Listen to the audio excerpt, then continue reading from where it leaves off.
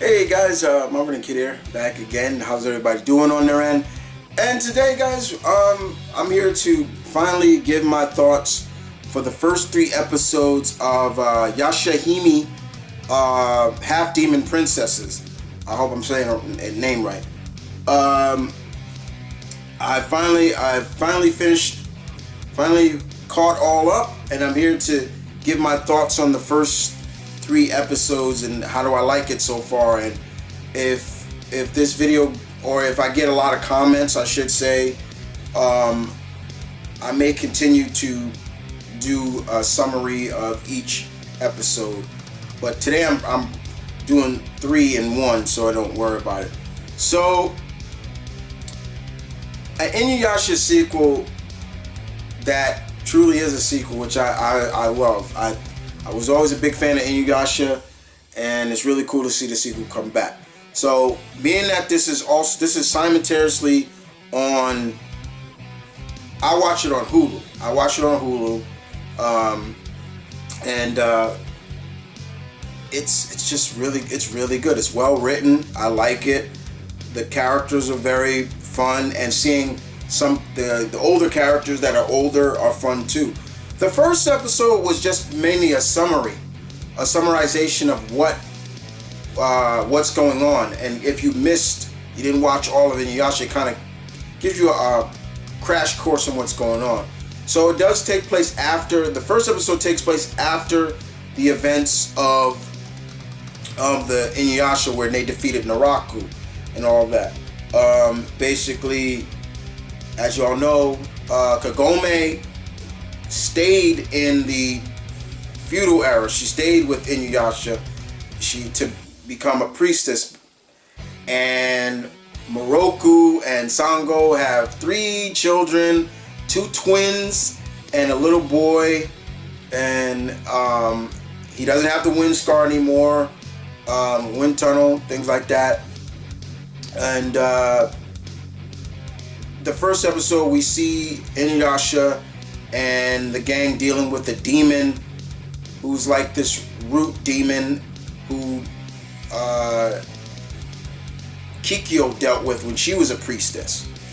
And it was straightforward, there were still some things, it just showcased that still, Inuyasha's still very overprotective of Kagome, even though she is capable of handling herself. There are still some effects of keeping secrets from each other, but they'll get through it. And we also see what Kohaku is doing too, like how he is getting along and how he is having a brother-in-law and all that other stuff. And even Shishomaru himself, is kind of different in this episode. Kind of different, yeah. But it was just mainly of what's happening, and that happened like 50 years ago. So yeah, we get to see what happened after the events of Inuyasha, the first series. So the next episode dealt with the twins, Shishomaru's kids. We did get to see them at the end of the episode, but Shishomaru's kids, Tawa and Setsuna, as well as Kagome and Inuyasha's daughter, Maruhan, I'm saying the name right, yeah. She's like a bounty hunter as well. They each have like gems, jewels. They carry a jewel. But in the second episode, it takes place 5 years later, and we see that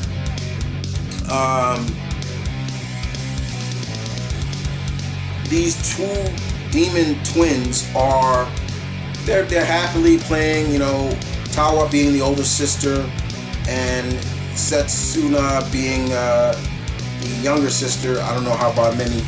It's got to be about a few minutes, but she calls her sis, and they're they like play in the woods. And then of course there's a fire that separates them. A fire separates them, and Tawa is sent into the present through the Tree of Ages, which I'll get into a minute later on. And she ends up being, she is found by Kagome's brother, who's now grown up, has his own kid and everything too, and he raises her as his own. Tawa doesn't really fit in too much in the modern world. She dresses up like a boy. She really doesn't care. If I remember, she doesn't like dressing up in dresses and things like that. Fine. She gets into fights a lot, and she's always like, this world is weak. They're full of weak things. Men have to be masculine. Women have to be very feminine and weak. And it's just like, wow. But she still wants to find her sister, get back to find her sister. In the present, in the past, we see Morona,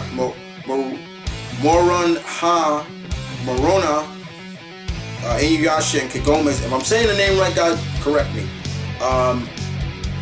We see their daughter, and we see the demon hunting clan led by Kohaku now, and we see his nephew, Sango, and Sango's son, a part of it.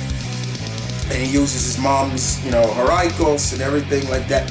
God, I'm wondering if that's his mother's, but he uses it. And also we see Setsuna grown up now, and she's completely different than when she was a kid, which kind of confusing at times, especially in that second episode. It gets a little confusing, and she wields a Hintara, I believe, and they fight this demon who comes looking for the gems, the jewels, and she does able to get one. She gets two, and all of a sudden they are sent back in time, sent into the future, and they meet up with Tawa, who in the beginning the bullies she beats up, they come back with an older guy, and it starts going a little too far. They kidnap Tawa's grandma, Kagome's mother, her grandfather, who is still alive, and her little sister. I'm forgetting Kagome's brother's name. His daughter, May. And they take it too far. Like, they throwing knives and stuff at, like, they pointing knives at them. They tie them up to a tree, and Tawa comes and beats them up, and pretty much she is introduced to her sister again, as well as her cousin. And they fight this demon there in the present, and we get to see Tawa use her power. She breaks her sword. She had a sword, and it breaks, and then she uses her demonic powers to make basically a light sword, out of her power, which is really cool. But she doesn't finish the job. It takes her sister to kill the demon, and afterwards Kagome's mom sees Morana, and they're like, she looks like Kagome. Like, they're instantly picking up on her, like, she looks like Kagome, and which is really cool because not only does she have a sword, Kagome and Yasha's daughter have a sword, but she also can use sacred arrows. She can shoot sacred arrows, which is really cool as well. And they're picking up on her like she could be family. And then they all say it. Even, the rest of the family are like, yeah, I think she's family. Which is just so funny. The demon isn't completely destroyed. Later on, it takes over Tawa for a minute, and Tawa is able to break free thanks to her sister. And then, of course, it jumps into the youngest, the little sister, May. And unfortunately, it can't do much. She's just a little girl.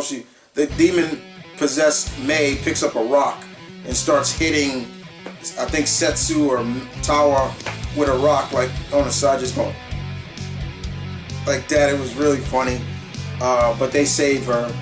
And Setsuna and Tawa, Setsuna is basically like, to Tawa, like, I don't know you, like, you're not my sister, like, almost like her memory is completely erased everything of them being together.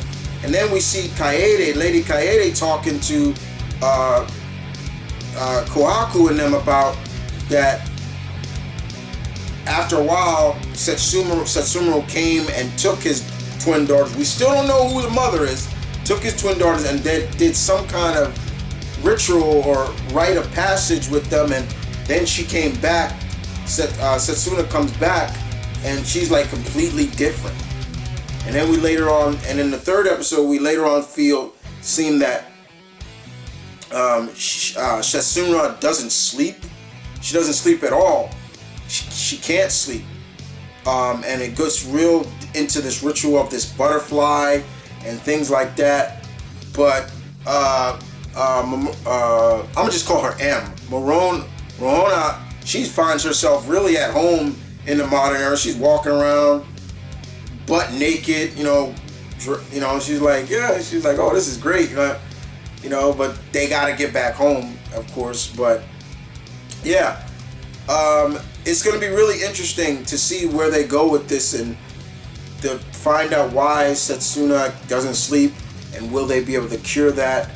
And I remember when Tawa heard that, she was like, my little sister can't sleep, and I feel like she's blaming it on her because they got separated when they were kids. And I thought that was really touching from that standpoint of view of a child, and as well, she's a teenager now, or growing, but yeah, it's still that point of, the older sibling feeling responsible for the outcomes, the ramifications of what's happening with their younger sister. It's going to be really interesting where they go with it in terms of, M, telling Tawa, I'm your cousin, because M knows a lot. She breaks it down for a lot of them, like, yeah, you're the great demon Sesshomaru's daughters. I know who you are. And surprised she just didn't say, I'm your cousin. It's going to be interesting to see what she thinks of her future bloodline, things like that. Because a lot of them, they picked up on it real quick. They're like, she looks like Kagome. Things like that. So it's going to be really interesting.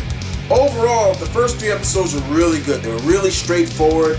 The action was good. The animation was good. The storytelling worked out well. You got a glimpse of each character of the 3 demon, half-demon princesses. You got a vision of their, of their personalities, what they stand for. And as of right now, the one that I'm not really liking the most is Setsuna. I'm like, what the hell? Like, she's so cold. She acts so much like her father. It's crazy. While everybody else feels similar to everybody, they're in their bloodline. But I'm looking forward to seeing where they go with this and what's the outcome. Will we see the older Kagome and maybe an older Inuyasha and things like that? Because we already seen older Kohaku, his nephew, but we haven't seen his nieces, his twin nieces, so I'm looking forward to seeing that older as well. And Lady Kaede is still around. Yeah, I don't know how old she is now, but she's still around. So it's kind of funny. It's kind of funny to see that. But yeah, this was great. I love it. Do yourselves a favor if you can. If you have Hulu, watch it there. If you have Crunchyroll, you can watch it there. But it's starting off as a really good successor, which I like. And with that being said, guys, hope you guys enjoy this. If you want me to continue this, my pack, tell me. Would you like me to continue?